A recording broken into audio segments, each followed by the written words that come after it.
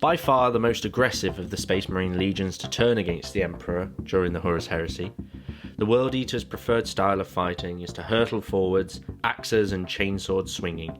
Without stopping, they can churn through enemy forces like a knife through butter, only relenting when the enemy has been utterly decimated. They serve the Chaos God Khorne in their ways and can be constantly heard shouting in his honour, "Blood for the Blood God!" So yeah, this army is a bit different than any I've done for the studio before. Now, what I mean by that is the fact that I actually did this army for 8th edition. I didn't do it for Heresy, I didn't do it for 7th edition. It was an army that I started just purely as a defence mechanism to Rhodey, because Rhodey was building a very competitive list with his Corsairs. Now, I say with his Corsairs, he didn't choose to do Corsairs before a battalion came out for them. So he built up a Corsairs army that was basically a, turn 1 charge, maybe a, if they're slow, a turn 2 charge. So it was as a counter to that I was getting charged first turn before I could do anything really of note, and I decided that actually I wanted to take him on with an army that, does as much combat, if not more. So the World Eaters were a natural choice there. And Croydon actually for the Christmas that year bought me most of the army, which was great. She was very behind me on this fact that it was sort of as an army that was going to be a fun project to do, and I actually painted them up very quickly. They were all done by the 14th of January the next year, so it was very quick, sort of getting them on Christmas, building them up and then painting them all in this quick short amount of time. And I don't regret it. It was a great project to do and something to start off 2020 quite nicely.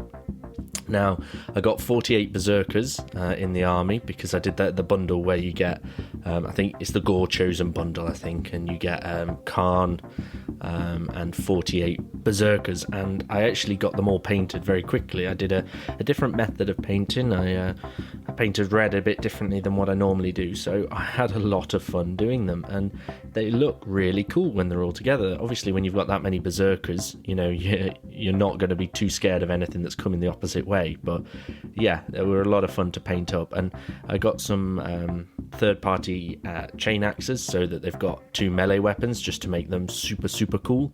And yeah, I sort of got them done in 2-week period, and then lockdown, coronavirus hit and meant that we couldn't play any games, so it was sort of a moot point as to why I started this army in the first place. So yeah, I've still got the army. I did, as I say, get 48 Berserkers. I got a Contemptor Dreadnought with 2 Chain Fists and Melters. I also got 2 of the Chaos Dreadnoughts, just because it gave me the option to have sort of, they're Hellbrutes, I think they're called. Hellbrutes. And I did them with 2 close combat weapons, so sort of match the Contemptor styling. And I also got a model that I have wanted since it came out, and that was the Khitan Ravager. Now, this model I think is one of the coolest models that Forge will do as an upgrade for an existing Games Workshop model. It's the Lord of Skulls top half, so instead of the tracks on the bottom half, it has 2 humongously awesome legs. That it definitely didn't skip leg day if you're a gym goer. He is just an absolute beast, and he looks a lot more daunting, I think, than a standard Lord of Skulls. So yeah, he was a lot of fun to build up and paint, and I painted him in the same colour scheme, so the red, sort of the fading red. One thing I did differently than what is actually on the actual model on Forge World is I actually put the back plate, so basically where his bum would be, his bum plate of armour, I put that on the front, just purely because I liked how it looked. I actually was dry fitting it, and it has skulls, I think, hanging down normally, but I actually thought, you know what, I quite like the armour plating at the front. It just adds a little bit more red to the front of the model, so I chose to do the armour plating panel on the front, and you can't really tell unless obviously you're a Forge World expert. You can't really tell that it's not supposed to be there. So, yeah, and in the actual army though, I got Khan for 30k. I painted him up red as well, just so that I'd got him matching. I didn't do the 30k colour scheme. As I say, this was supposed to be for 8th edition, this army. So I've not actually used it in Horus Heresy or used any of the models in 8th edition. In fact, I've sort of had painted them and put them away, but they were a lot of fun to build and paint up. And I've got 2 champions. I've got one in Terminator armor. I've got the Dark Apostle. The Headhunter, the one with the huge axe from Games Workshop. He when he came out, I looked at that axe. I know it's not a chain axe or anything sort of super world eatery, but the way it looked to me just sort of spoke out that it would look really, really cool in a Chaos Space Marine army, in my World Eaters army. So as soon as he came out, I was at the local Games Workshop waiting for the door to open just so that I could add him to the collection as well. I think he's called the Master of Executions, actually, looking at the picture of him on the website. I think that's what he's actually called. And on his rack, his trophy rack, I did Imperial Fist skull or helmet, because I was planning on doing Imperial Fist next. So I thought it ties in if Croydon or Minion or if anyone uses my World Eaters, they could, it links to the next army that I've still yet to do. I've not got to that bit yet, so maybe one day soon I might venture out and actually do it.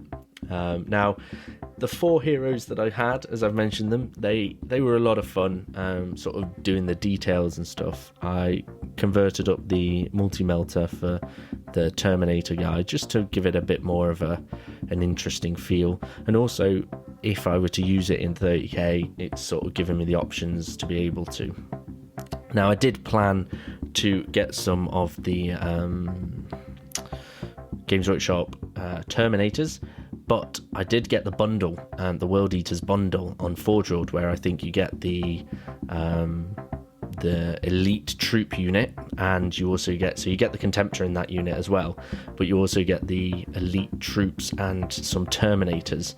I think they're called the Red Butchers. I do have 5 of those somewhere in a box. I just need to get them painted up, because they're not done just yet. So the Red Butchers and I think the Legion Rampager squad still need to be painted up. But I do have Angron as well. He's a Primarch model that's in one of my on the go boxes, so he's not done either.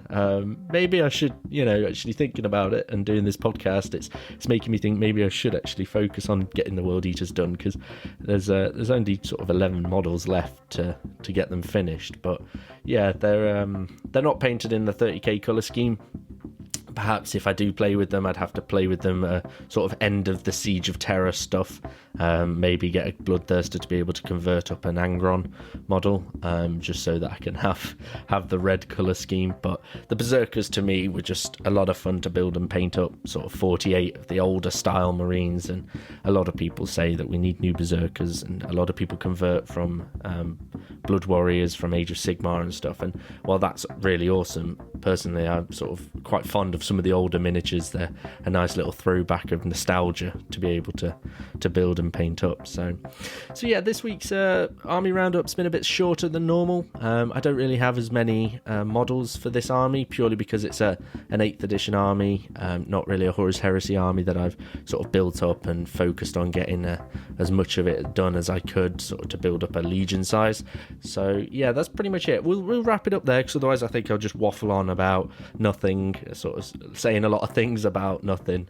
So we'll leave it there, and next week it will be a Traitor Thousand Sons army that I've done, and they have been done all white. So yeah, that'll be a lot of fun to talk about and take it from there. So yeah, well, thank you very much for listening, and take care.